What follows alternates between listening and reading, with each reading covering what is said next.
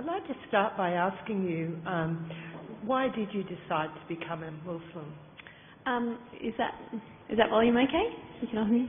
I think it was when I was about 17, I started to question why I believed what I did. I started to wonder, do I believe what I do because I think it's true, or is it simply because this is what I've been raised to believe? I was raised in a very open-minded Christian household. My mum was pretty radical. And I always had a very positive connection to God, but I found when I was about 17, as I guess a lot of people do when they're in their teens and start becoming quite existential, I started to have a lot of questions that I didn't feel I was getting answers for, and so I decided to start looking into different religions, except for Islam, because I thought that looked like a sexist, outdated, barbaric religion that no sensible person, especially a woman, would want anything to do with.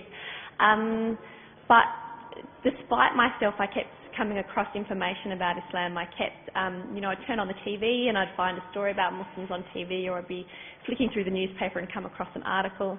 So I kept sort of being presented information about Islam without looking for it. And I found that when I started to look into what the religion said about itself, as opposed to what I saw Muslims doing in the name of Islam and what I saw McDonald's journalism saying about Islam, I, to my surprise, found that it made a lot of sense to me, and so I started to look into it a lot more seriously. It wasn't until I was 19, though, that I actually became Muslim, because I was really worried about how my family was going to react, especially my mum, who had seen Not Without My Daughter, so didn't have the most favourable view of Islam.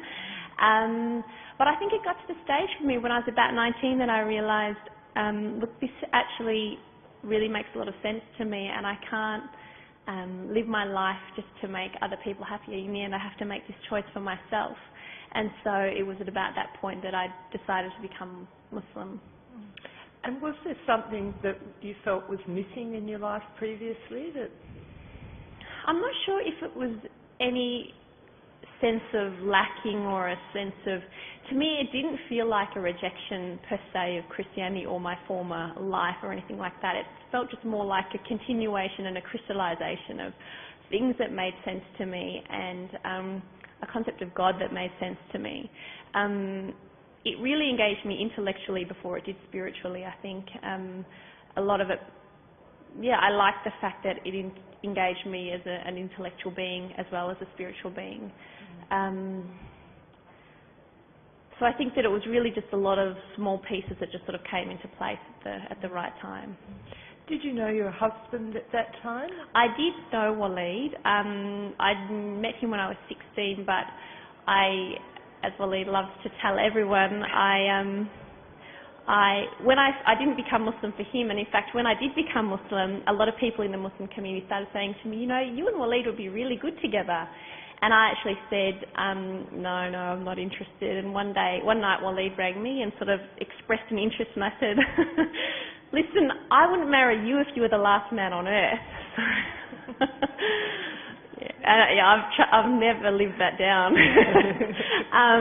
So it certainly wasn't for Waleed. But then it was, I think, a couple of years later, I actually realised, no, actually, everyone was right. He's a really good guy, and oh my goodness, what have I done? I've really put my foot in it there.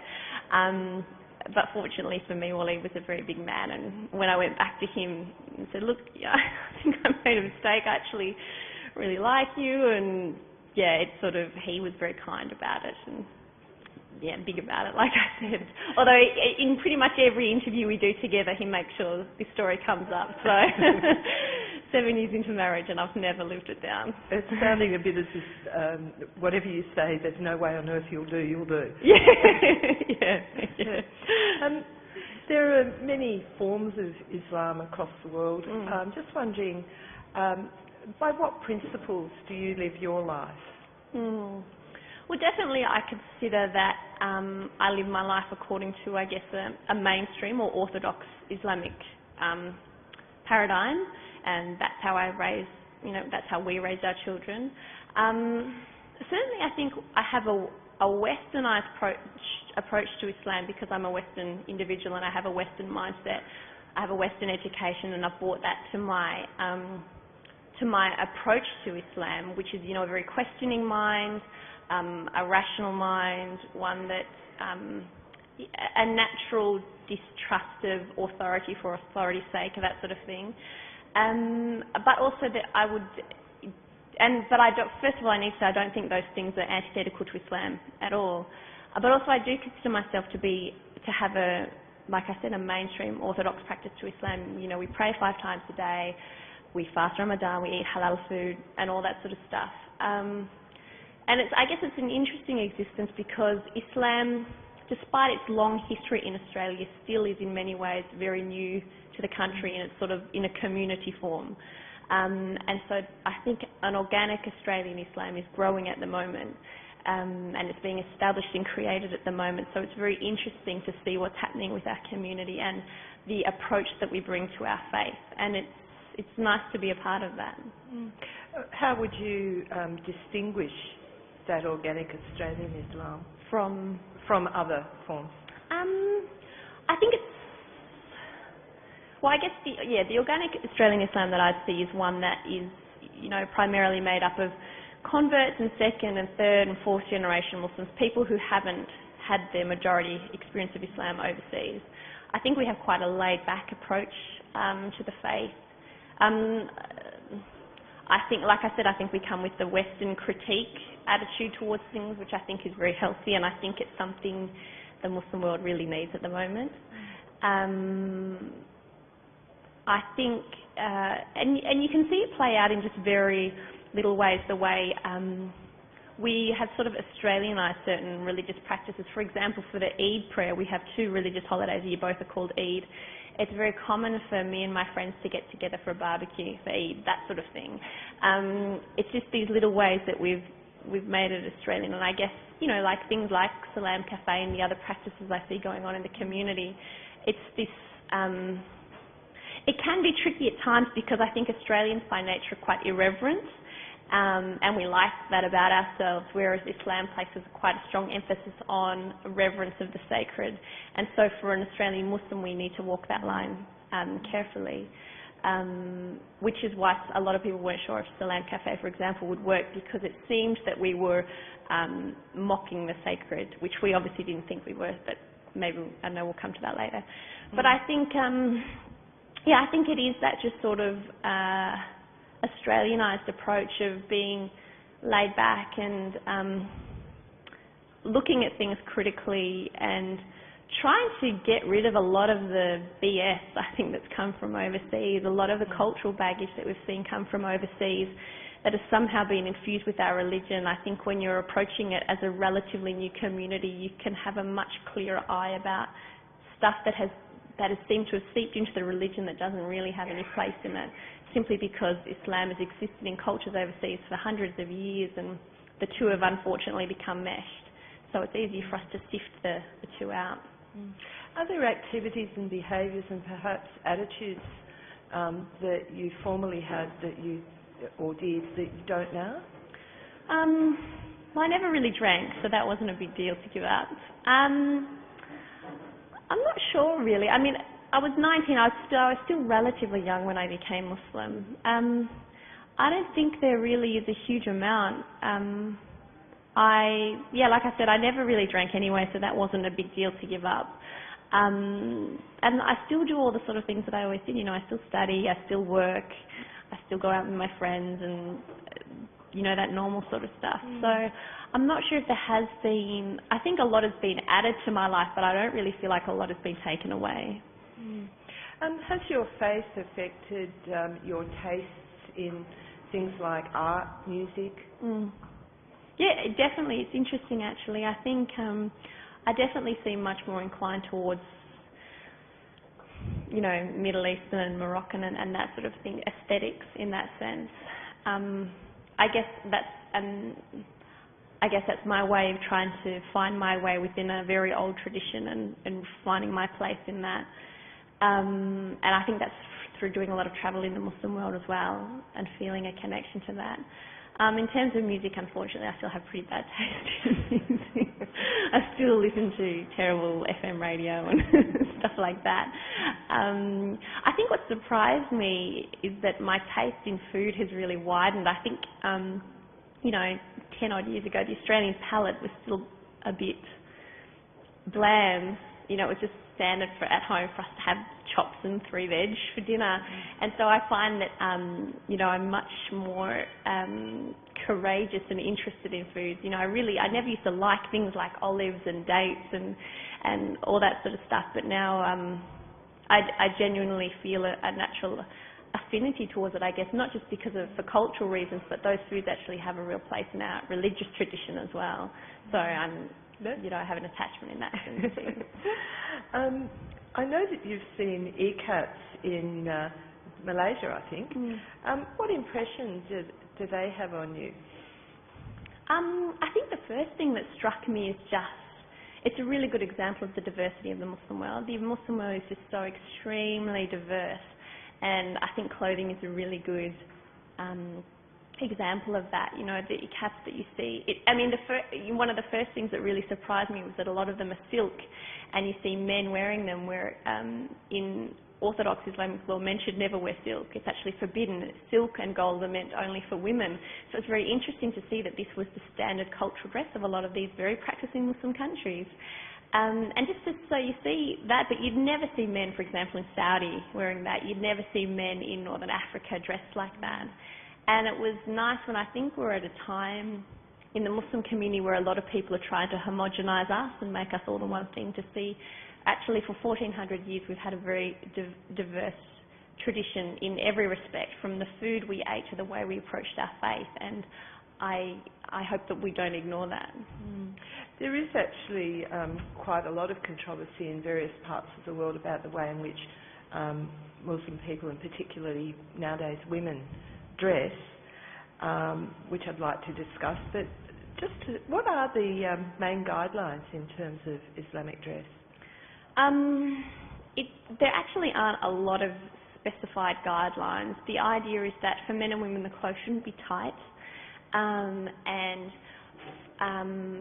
they should be modest, so relatively covering, and they should, for women, the general idea is that they should cover everything except the face, hands and feet. Whereas for men, the minimum men should cover is between the navel and the knee, but in the vast majority of Muslim countries, men cover a lot more than that. If you go anywhere in the Gulf, the men cover pretty much as the women do. They would never go out with short sleeves on, with bare legs. They would never go out with their head uncovered. It seems really ill-mannered. But in terms of if you're looking strictly at what the religious law specifies, that would be the case. And so that's why you'll find, because it's relatively, there aren't a lot of prescriptions, that's why you'll see, the way, for example, Muslim women dress in Malaysia is very different to the way women dress in Tunisia, to Somalia, those sort of countries. Each culture has sort of found its own way in that regard. And I heard you once on Salam Cafe saying, we should be over asking about the hijab and why I'm wearing the hijab and so on, and I actually applauded you on that particular night, thinking, yes, good on you, but reflecting on that, throughout history there's been all sorts of discrimination and retribution in terms of the way people dress, not just Muslim dress, in various ways.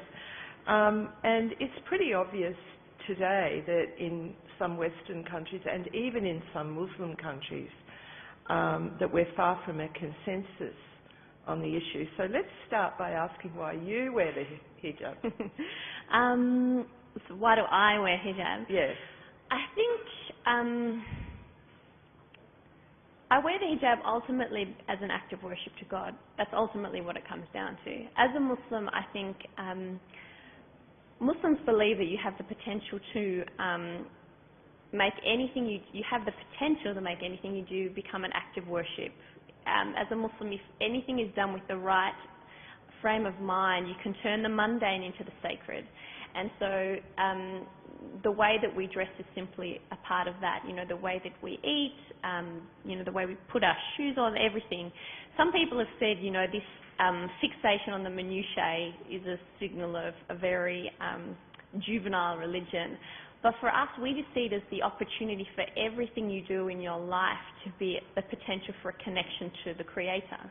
And so for me, I dress the way that I do as an act of worship. I think it's something that, while I think there are legitimate differences of opinion amongst Muslim scholarship about how women should dress, the position that I follow, at least at the moment, is that I feel comfortable dressing the way that I do, and I feel this is part of my tradition. So ultimately, that's what it comes down to for me. But I think it's also important to know that for pretty much as many Muslim women as there are in the world, there will be that many different reasons for why they cover.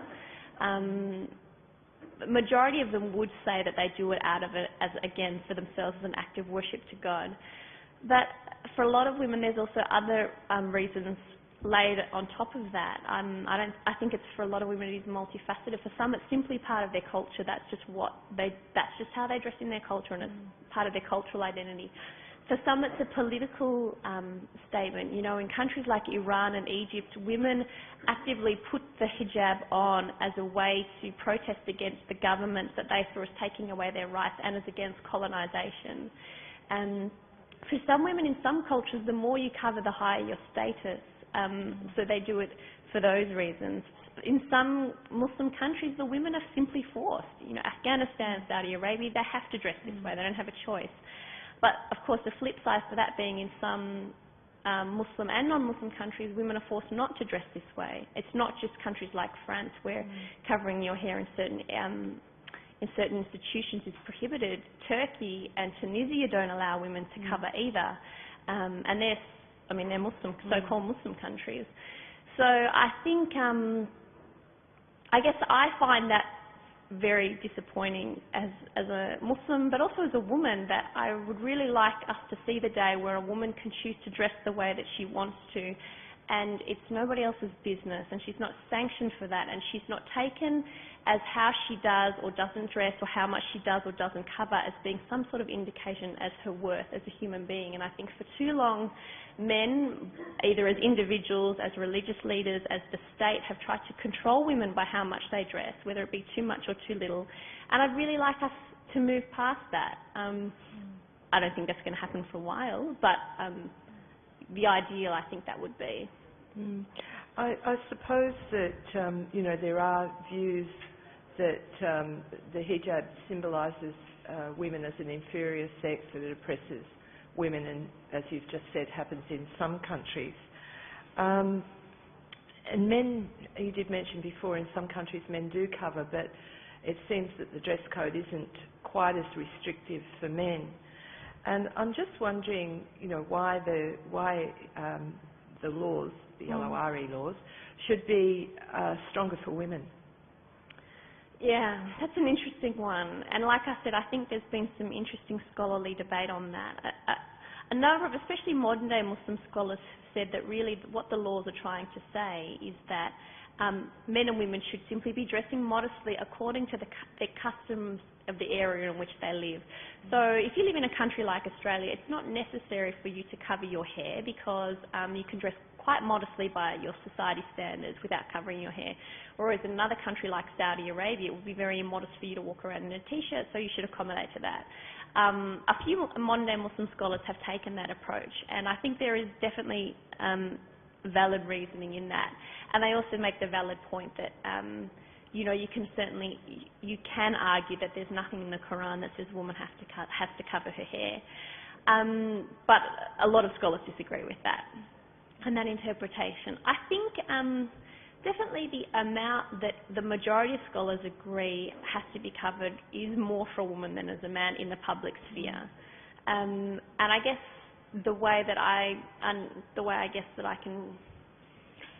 one way I have of looking at it is that even in Australia we do have different standards for the way men and women dress. It's no big deal, for example, if you go out on a Saturday morning and see a man mowing his lawn in nothing but his shorts, not wearing a shirt. No one would really bat an eyelid. If a woman was doing that, people would sort of be taken aback.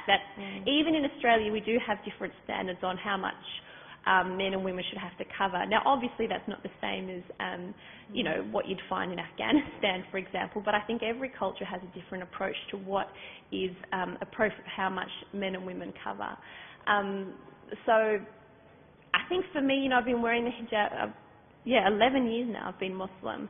And I guess it's just something that I feel really comfortable with. I don't really see it as a big deal. There definitely are, not in the main religious obligations, the rules are the same, the laws are the same, men and women have to pray and fast and all those sort of things. The obligations are literally the same. But in the smaller areas, there are differences. For example, that the majority opinion is that women should cover more. There is also the opinion, like I said, that men are not allowed to wear gold and silk, whereas women are. So there is that distinction. And I think because traditional Islamic scholarship has placed an emphasis on a clear distinction in the dress between men and women, and that's where that's come from. Is there an onus on women that relates to the dress in terms of being, the controllers of behaviour, for example? Because I think for a lot of non-Muslim women in Australia, we do see some fairly disconcerting behaviour. I'm thinking in terms of, at the extreme of some dreadful gang rape cases we've had here, where you've had a sheikh saying that the way the Western women were dressing was putting themselves out like meat. Yeah. You had in the court the mothers of some of the perpetrators of the violence swearing basically at female lawyers dressed in their suits and calling them whores because they weren't conforming. And I'm just wondering how you feel you deal with, what would you like to see happen in terms of that problem? I don't think that's something that's just alarming to non-Muslims. As a Muslim woman, I find it. In fact, it might even offend me more because I think these people think what they're doing is religiously sanctioned. And then I know then I have to go out in the street and people look at me and think that I agree with that. That behaviour is so unequivocally un-Islamic. It would be very difficult for them to find evidence to support that sort of approach, and I don't care if it's an imam that says it. I mean, it's very clear. I think the sad thing is, and it's there has been an unfortunate thread within our tradition where I think men have tried to blame women for the impious failures of men, and they like to, it's an unfortunate argument that we hear outside of the Muslim world as well. Well, she was asking for it. Well, if she didn't dress like that, then what? I mean, it's not my fault. What can I expect? What do you expect? Again and again in the Qur'an, God says that no one can be blamed for the sin of another person. So even if we do have even if we accept, okay, there's these religious rules that women should dress a certain way and men should dress a certain way, even if a woman walks down the street naked, Islamically, no man has the right to even look at her, let alone in any way violate her or touch her. It's interesting, the verses, and there's actually only 2 verses in the Quran that talk about the way a woman should dress, and many, many more talking about far more important things like honesty, justice, integrity, and those sort of things. But it's interesting that in one of the 2 verses which does talk about the way a woman should dress, the verse actually proceeds by saying, men, you dress modestly and lower your gaze, and women, you dress modestly and you lower your gaze. The idea being that this concept that there is an onus on women to dress in a certain way because men can't control themselves is simply erroneous. You can see it in reality. Old women are raped in nursing homes. Women who cover fully in the burqa in Afghanistan get raped. You cannot say that, well, if they hadn't dressed so provocatively, if they hadn't led me on, then none of this would have happened. It's unfortunate and it's sickening that men in my religious community say that. I cannot condemn it strongly enough as a Muslim, as a woman, as a feminist. It's a sickness that needs to be weeded out. Like I said, this is something that's unique to the Muslim community. Unfortunately, that opinion exists outside of the Muslim community as well. But, I think, in light of the gang rape things and the frightfully helpful comments made by Sheikh Halali, the Muslim community has to be honest with itself about dealing with these these issues, because it's a sickness. That's ultimately what it is. It's a sickness, and it's un-Islamic. So there's no way around that.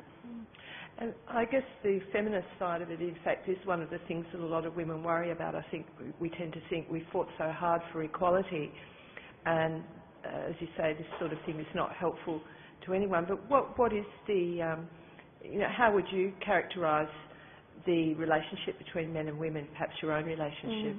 I can only speak from my own experience, but all the relationships that I have with Muslim men in my life have been very positive and supportive and egalitarian. I'm here because my husband is at home with our 2 children. I recently went to Spain for a conference for 9 days, and my husband stayed home with our 2 kids, and I got home and he'd done the housework and made dinner and done the washing and done the grocery shopping. And I think this isn't unique. It isn't because my husband is, strange or going against the teachings of Islam. We believe that is what our religion teaches, that men and women, you'll find nowhere in the Qur'an does it say that women are meant to be in a relationship of obedience to husbands. In fact, it says that men and women are partners to each other, and you are meant to be garments of one of the other, protecting each other. And so, I look at my friends who are Muslim, and they have similar relationships with their husbands who are supportive and encouraging, and it's egalitarian and it's equal, and that's just how it works. Now, that's obviously not to say that's how it is in the entire Muslim world, but that's also not how it is for the rest of the non-Muslim world either. Culture plays a role, and individuals play a role, and that sort of thing. But I don't think that our relationship is anything unique, and I certainly don't think it's that way in spite of Islam. I think it's that way because of our religious tradition. To what extent have you been abused for wearing the hijab, and have you ever sort of thought about whether maybe it might be more... I've certainly had my fair share of abuse on the streets, and shop assistants that clearly don't want me in their shop, and people that seem alarmed when I get on their aeroplane and that sort of thing. And I definitely, I'd be lying if I said I haven't thought, look, I should just take this off. It's causing too many problems. This is too hard. If it's meant to be about modesty, then I feel like I'm attracting more attention, if anything, by wearing it. But I think, especially after things like September 11 and the London bombings and that sort of thing, where people would yell at me on the street or yell things at me in the car. And I think especially once I had children, my daughter's 6 now, and we go out on the street and she hears what people say, and she sees the way they look at me, and they start to pick that negativity up, and I don't know how to explain, I don't want to have to explain racism to my children and discrimination and bigotry and that sort of thing. So I wondered, well, do I take it off? But then I guess for me, it was also the message that, well, what does that say to my children as well? That if enough people beat you down and tell you you're wrong, then you be ashamed of who you are, and that you have to change who you are because some racist idiot on the street doesn't like it. What does that tell you about your religion as well, and integrity and those sort of things? So I think I came to the place within myself where I made the choice that I want to keep dressing this way, but I'll also take the opportunity, instead of just giving into to discrimination and bigotry and all that sort of stuff, to say I'll be who I am, and I'll try to live a life to show people that being Muslim is nothing to be ashamed of. And me dressing this way isn't meant to be a political statement to make you feel uncomfortable. And me dressing this way isn't me saying, well, I think you should dress like me. Or me dressing this way is not a negation of everything feminism has fought for the last however many years. This is just simply who I am, and it's part of my faith, and I feel no contradiction between wearing a hijab and being Australian, or wearing a hijab and being a feminist, or wearing a hijab and being liberated or anything like that. And if anything needs to change, maybe it's your negative attitudes and not who I am. Because if everyone had to change because there were ignorant idiots out there, we would live in a very sad society, I think. Well, it's interesting that we don't seem to have any problem with Christian nuns wearing habits and so on, but if it's the leaders of religion, but we do when it's a group. And then I think not only here but in other countries it's been compared with people wearing swastikas and so on. But despite, accepting what you're saying there, nonetheless, in some other countries, the hijab has been banned in schools, in government buildings. That's not just in France and some of the European countries. There's the view that it isn't good for a secular society. Does that concern you at all? I mean, does that disconcert you at all? Yeah, I think anything, it bothers me on a few levels. It bothers me anywhere that sort of limits the choice of women in all spheres, but limits the choice of women in how they choose to dress worries me, or I feel uncomfortable about. I think also it worries me because while I can see what certain governments are doing in that they think to do this it will help minimise radicalisation and that sort of thing, I think it's so counterintuitive, because all that's going to happen is the women that dress like that, who really feel it's my obligation, I have to dress like this, and if I don't then I can't leave the house, you are simply going to isolate these women more. And soon all they will feel is, well, the only place I can go to school is this religious madrasa down the road because it's the only one where I can dress the way that I want. That, if you want a ticket to isolation and radicalisation, I think this is a good start. I really think ideally you want a society where these women, these people feel part of the society, feel welcome and part of the society, are encouraged to participate in and be educated by the society. I think that's a ticket to a healthy, non-radicalised society. And just from travelling, not only in the Muslim world, but in throughout Europe and that sort of thing, I realised just, and I certainly don't want to get on a patriotic bandwagon, but I realised just how grateful I felt for living in Australia, in a country which is not, it's obviously not a Muslim country, but that there are laws in this country that protect the right of people like me to not only practice my religion, but that it's against the law for someone not to employ me because of how I dress, or for how a Sikh man dresses in his turban and that sort of thing. I was just so incredibly grateful for that after seeing what's going on in a lot of European countries and also a lot of Muslim countries, where minorities are also discriminated against, and Muslims who don't fit the dominant political line are discriminated against. I really am really grateful for the way it works here, I think. Susan, there's a great many other things I'd love to ask you, but I'm afraid we've run over time. So thank you very, very much. Thank you.